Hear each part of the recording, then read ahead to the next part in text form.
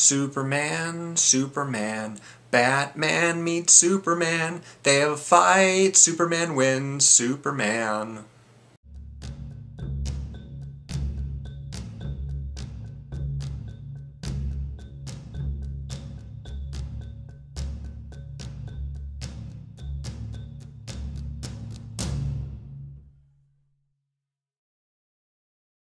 Hi everyone, thanks for clicking on me again.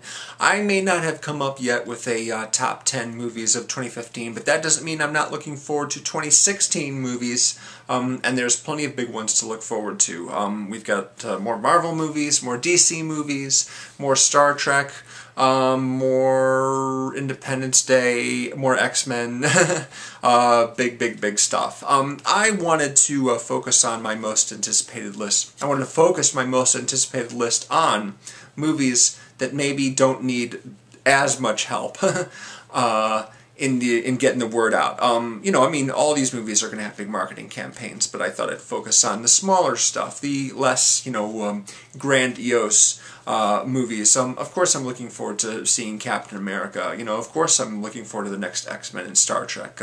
I'm looking forward to Batman vs. Superman as well. Mostly because there's a senatorial committee that asks Superman to come forward and answer some questions about himself. That to me is the primary reason why I'm interested in that movie. I know that scene is probably not going to be very long because they're going to favor the action over the talking, and even if it is pretty short, it's probably going to get cut down even more than that. But yeah, that's sort of like the enticement there for me. What would Superman say in front of a committee like that if he's called before, the Senate or what have you? Interesting. Anyway, not focusing on those types of movies for this list. My number 10 most anticipated movie of the year, disincluding those big ones, is Snowden. Snowden is a film about Edward Snowden, the guy who leaked all the NSA information. I'm a big fan of the John Oliver interview that was conducted with him earlier last year. And this is an Oliver Stone movie. Oliver Stone, his late period stuff, his more recent stuff has not really been that exciting to me. He did a sequel to Wall Street. He did a movie about Alexander the Great, neither of which were terribly good, but Stone in his prime during the late 80s and 90s was a really exciting guy and could also put together a huge, very impressive cast, which is the case here. Joseph Gordon-Levitt is playing Edward Snowden. Shailene Woodley is playing his longtime girlfriend. Also Zachary Quinto, Nicolas Cage, Timothy Olyphant, Melissa Leo, Jolie Richardson, Tom Wilkinson, Rhys Ifans are all in this movie. I have my little notes here in the back here so I can remember everybody. So Snowden, something I'm looking forward to in 2016.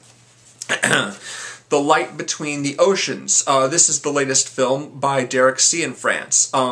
He is the guy who directed Blue Valentine with Ryan Gosling and Michelle Williams, and more recently he did The Place Beyond the Pines with Bradley Cooper, and again with Ryan Gosling. The Place Beyond the Pines is one of my favorite movies of 2013, so I'm excited about this one too.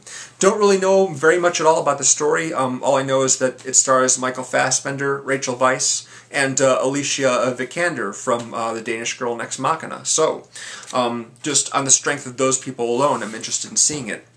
This movie is not called The Story of Your Life. It's simply called Story of Your Life, according to IMDb. Probably be released late in the year. It's directed by Denis Villeneuve, who just last year did Sicario, a terrific movie, and a couple years prior to that did Prisoners, also a really excellent movie. This is a science fiction film. It's about... the story is several alien spaceships land on Earth, and there is a linguist, played by Amy Adams, who is recruited to help decipher their messages and figure out what their intentions are, whether or not they are peaceful, or whether or not they're a threat, anything like that. Jeremy Renner, Forrest Whitaker, and Michael Stuhlbarg from Serious Man and Steve Jobs are also in the movie, so that could be really cool. Another movie that I know practically nothing about as far as the story is The Circle. It's directed by James Ponsoldt, who did The Spectacular Now, a really terrific movie. He also did The End of the Tour with Jesse Eisenberg and Jason Segel, which unfortunately I missed, but I'll be seeing that on DVD when it comes out. Tom Hanks. John Boyega, a.k.a. Finn, the Rogue Stormtrooper, Emma Watson, a.k.a. Hermione Granger, Bill Paxton, a.k.a. Game Over, Man, Game Over, and Karen Gillan from Guardians of the Galaxy and Doctor Who as well are all in it. Patton Oswalt is in it. Nate Corddry, he's been in a bunch of different movies and television shows. What I know him from primarily is Studio 60, the Aaron Sorkin show from a few years back. Also, Eller Coltrane, the kid from Boyhood. He's actually in another movie. That's crazy. That's good. Looking forward to seeing that. Just, again, on the strength of those people. Don't know hardly anything really about the story. The Magnificent Seven is a remake of a movie called The Magnificent Seven. I believe it was a Western, but I never saw it, so it's one of those classics I'll need to catch up on at some point. Anton Fuqua is the director. He, of course, did Training Day and The Equalizer, and he's reteaming with Denzel Washington again for this movie. Chris Pratt is in it, Ethan Hawke, Vincent D'Onofrio, Peter Sarsgaard, Haley Bennett, Matt Bomer from White Collar and Magic Mike. They're all in this movie. That's exciting. Nice cast right there. Knight of Cups. Knight of Cups is a movie directed by Terrence Malick. His last film was To the Wonder with Ben Affleck. This, again, is something that seems to be in sort of a similar style. I actually watched a press conference that two of the main actors, Christian Bale and Natalie Portman, did at Cannes. I believe it was Cannes last year, and they talked about making the movie and how, you know, the director, Terrence Malick, will just sort of give him a situation to deal with and actors to deal with, and he's just sort of have to sort of behave in the moment without really a script. And there's a lot of voiceover that's sort of recorded wherever they get a chance to record voiceover. Sounds really similar to a lot of his other movies. I'm not totally on board with Terrence Malick's general style, but this one has an incredible cast, including those two people. You've got Cate Blanchett, Antonio Banderas, Wes Bentley, Brian Dennehy, Teresa Palmer, Imogen Poots, Frida Pinto, Jason Clarke, Joe Manganiello, is that how you say his name? He's also from Magic Mike. He was in True Blood as well. Thomas Lennon from Reno 911, Ryan O'Neal, Kevin Corrigan, Michael Wincott, and of course this movie is also shot by Emmanuel Lubezki, who is, you know, an ace cinematographer, did The Revenant, did Birdman, did Gravity, yeah, so that's, it'll be interesting. I don't know if it'll be good, but it'll be interesting. One movie that was on my list from last year that didn't come out, and is coming out this year, is Hail Caesar, the new film from the Coen brothers, Joel and Ethan. Their last film was Inside Llewyn Davis, right, Inside Llewyn Davis. They're working with a lot of the same people they worked in the past. George Clooney, of course. Josh Brolin, who was the main character in No Country for Old Men. Let's see, who else? Scarlett Johansson, right. Scarlett Johansson had a small part in The Man Who Wasn't There with Billy Bob Thornton. Tilda Swinton, Ralph Fiennes, Jonah Hill, and Channing Tatum, both from the Jump Street movies. Frances McDormand, of course, she's married to Joel Coen. She's been in many of their movies. Dolph Lundgren and Christopher Lambert are both in it. David Krumholtz, Fisher Stevens, Clancy Brown, a bunch of actors that I'm fond of. And it's a comedy. It's a comedy set in old Hollywood, the studio system. Josh Brolin's an executive whose leading man, played by George Clooney, is kidnapped, and he's supposed to come up with some sort of ransom, and there's a whole bunch of other crazy shenanigans that are going on there, most likely. Always interested in whatever the Coen brothers do. They don't always do it for me, but most of the time they do. Ghostbusters. Ghostbusters is, of course, another remake or reboot, if you want to call it that. A lot of contention over the fact that they didn't get the surviving actors to play their parts again. They've recast. It's a whole new set of characters, and all women instead of an all-male team. Now, I'd like to just point out that the guys in the first movie weren't just scientists, they were also friends. So it's not beyond credibility to have a whole bunch of women scientists who are also friends form up a team of Ghostbusters in this story as well. Kate McKinnon and Leslie Jones, both from Saturday Night Live, they team up with Kristen Wiig and Melissa McCarthy. Of course, Paul Feig is the director of Bridesmaids and The Heat, of course, so, you know, some of the same people are in that. And Cecily Strong, also for Saturday Night Live, is in it. Andy Garcia, Chris Hemsworth, and they did manage to get a few of the veteran Ghostbusters in the movie. If you don't know who, I won't spoil the surprise on that one. Passengers is something that's been kicking around for a while. Passengers is another science fiction movie. Basically, it takes place on a ship that's traveling for a very long period of time from one solar system to the other. The main character, Chris Pratt, accidentally gets woken up from cryo sleep, I guess, And for some reason, he can't go back to sleep. I don't know why exactly, but he can't go back to sleep. He's going to have to live the rest of his life on this shuttle and possibly die before they actually reach their destination. So to make the trip less lonely, he decides to wake up Jennifer Lawrence.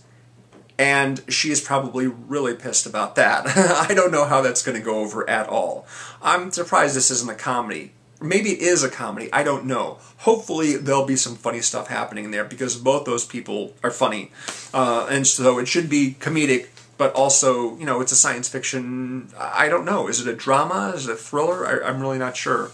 Anyway, a couple of supporting parts are played by Michael Sheen and Lawrence Fishburne, so that's interesting. And Morton Tildum is the director. His last film was The Imitation Game with, you know, that Benedict Cumberbatch, right? Benedict Cumberbatch as Alan Turing. I like that movie. I thought it was really good. So that's one I'd be interested in. Pretty much if whoever was in it. But yeah, you know, it's you know, something that something that appeals to me. Finally, the movie I'm most looking forward to has already got a really nasty red band trailer for it. The Nice Guys. Shane Black, of course, is the guy who brought us such such treats as The Last Boy Scout with Bruce Willis, and The Long Kiss Goodnight with Gina Davis and Samuel L. Jackson, and he, of course, directed Iron Man 3 as well. And this is a movie about a couple of low-life PIs who are investigating something, and things get crazy, and people get killed, and there's a lot of cursing, and just general bloody mayhem with that signature dark humor that Shane Black is well known for. Russell Crowe and Ryan Gosling are the two leading guys. Keith David is in it, or is it David Keith? I can't remember exactly. Matt Bomer, again, is in it. He's also in one of the other movies I mentioned, I forget which one. Kim Basinger is in this, and Ty Simpkins. Ty Simpkins actually was the kid in Iron Man 3, so apparently Shane Black liked him enough to recast him. So that's the one I'm most looking forward to. Aside, of course, from Captain America Civil War and Doctor Strange and, you know, the new X-Men movie, you know, it's Bryan Singer again, you know, and yeah, a few of those, Star Trek, you know, all that stuff I'm looking forward to seeing, but I wanted to give special mention to the ones that aren't mega franchises. I hope you like this, and please leave me a comment if you want to share a few things, some more under the radar stuff that you're looking forward to. I sort of try and keep up with movie news, but the big ones tend to get more attention than the other ones, so I don't necessarily know all the good stuff. There's probably a lot that's escaping my attention. You know, there was a movie that came out recently that I had no idea even existed until the trailer came out, and normally that doesn't happen with me because it just happened to be a science fiction movie directed by Ridley Scott, starring Matt Damon and a few other very well-known people, called The Martian. I can't believe I'd never even heard of the movie until the trailer hit. You know, that's something that I would know about months in advance. So yeah, thank you for watching. See you again real soon, and yeah. Oh yeah, Hateful Eight. I'm going to be seeing that real soon, so I'll have a review for you. Later. Bye.